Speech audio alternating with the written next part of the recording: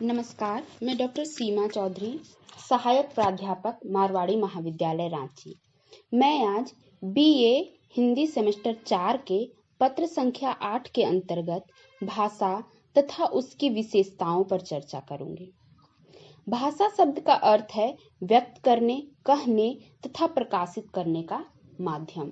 भाषा शब्द संस्कृत के भास धातु से बना है, जिसका अर्थ है व्यक्तवाणी। भाषा शब्द में 3 प्रकार के अर्थ व्याप्त रहते हैं। पहला सामान्य, दूसरा व्यापक और तीसरा विशिष्ट।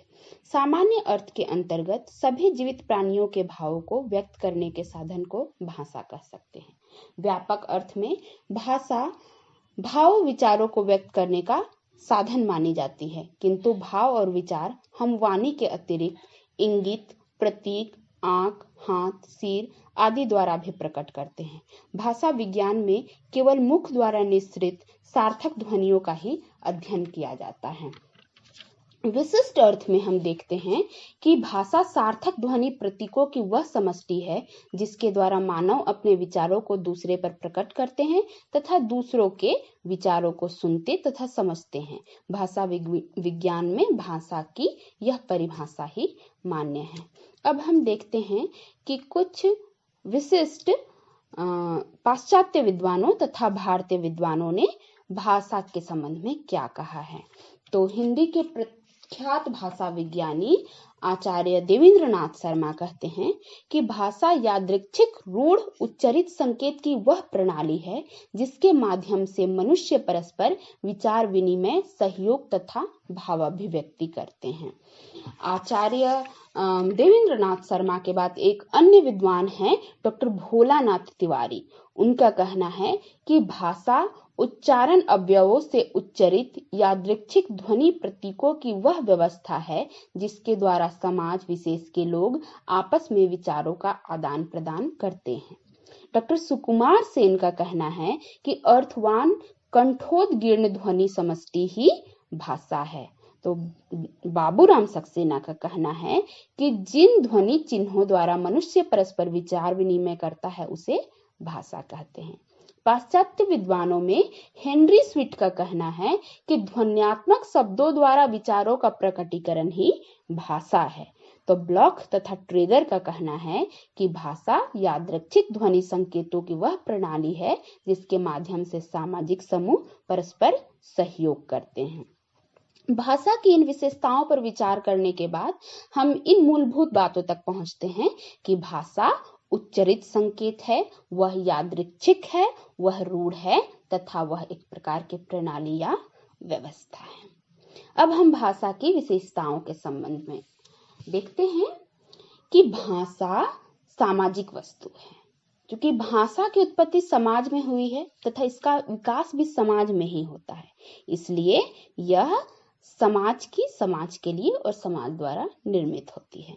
दूसरी विशेषता है यादृच्छिकता। यादृच्छिकता का अर्थ होता है माना हुआ या जैसी इच्छा हो।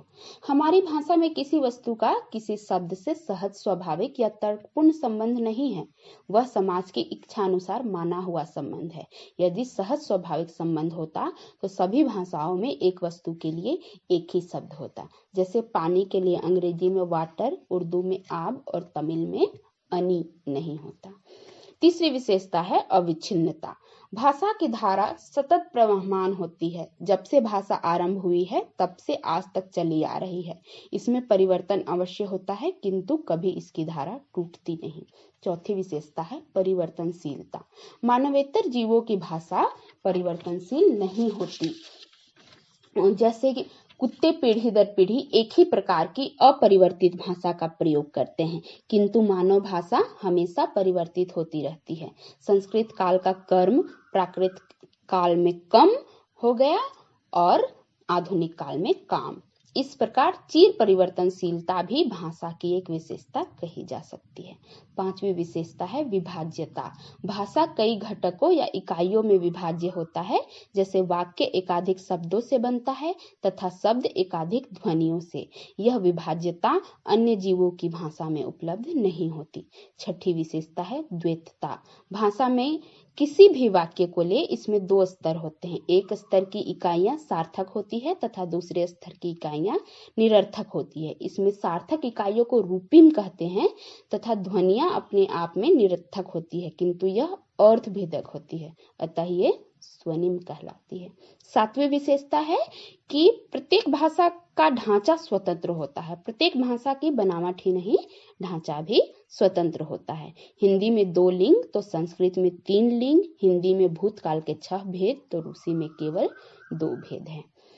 8वीं विशेषता है भाषा भौगोलिक रूप से स्थानीकृत होती है। प्रत्येक भाषा की भौगोलिक सीमा होती है, अर्थात एक स्थान से दूसरे स्थान की भाषा में भेद होना अनिवार्य है। और वो कहते हैं कि 4 कोस पर पानी बदले, 8 कोस पर वाणी, और भेद की मात्रा में अंतर हो सकता है किंतु भाषा में स्थानगत परिवर्तन अवश्य होता है। 9वीं विशेषता है भाषा सामाजिक दृष्टि से स्तरित होती है। भाषा एक होने पर भी सामाजिक स्तर से उसमें भेद आ जाता है। यह भेद सामाजिक, आर्थिक, शैक्षणिक, सांस्कृतिक, बौद्धिक, व्यावसायिक इन कारणों से होता है। और जैसे हम देखते हैं कि वकील की भाषा में कानून के शब्द तो व्यापारी की भाषा में व्यापार के शब्द अधिक होते हैं। 10वीं विशेषता है भाषा पैतृक नहीं बल्कि अर्जित संपत्ति है। यदि किसी बच्चे को 1-2 वर्ष की अवस्था में विदेश भेज दिया जाए तो वह वहीं की भाषा बोलेगा। इससे हम जान सकते हैं कि यह पैतृक नहीं बल्कि अर्जित संपत्ति है। 11वीं विशेषता है कि भाषा पहले उच्चरित रूप में परिवर्तित होती है, उसके बाद वह लिखित रूप में परिवर्तित हो भी सकती है और नहीं भी हो सकती है। अर्थात भाषा में परिवर्तन लिखित रूप में हो ना हो, उच्चरित रूप में वह होती ही है। 12वीं विशेषता है भाषा कठिनता से सरलता की ओर जाता है। और 13वीं विशेषता है भाषा संयोग अवस्था से वियोग अवस्था की ओर जाता है। जैसे संस्कृत में केवल गच्छति संयुक्त रूप से काम चल जाता है, पर हिंदी में जाता है वियुक्त रूप का प्रयोग करना पड़ता है। और 14वीं विशेषता है प्रत्येक भाषा की ऐतिहासिक सीमा होती है।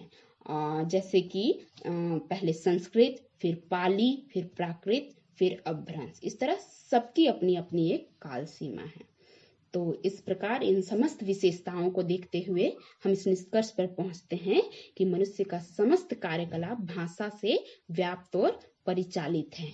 इसलिए संस्कृत के एक महान भाषा विज्ञानी हैं जिनका नाम है भर्तृहरि। उनकी रचना है वाक्य पद्य। इसमें वे कहते हैं कि इति कर्तव्या लोके सर्वा शब्द व्यपाश्रया। इस प्रकार व्यक्ति का संबंध, व्यक्ति समाज का संबंध भाषा के बिना अकल्पनीय है। धन्यवाद।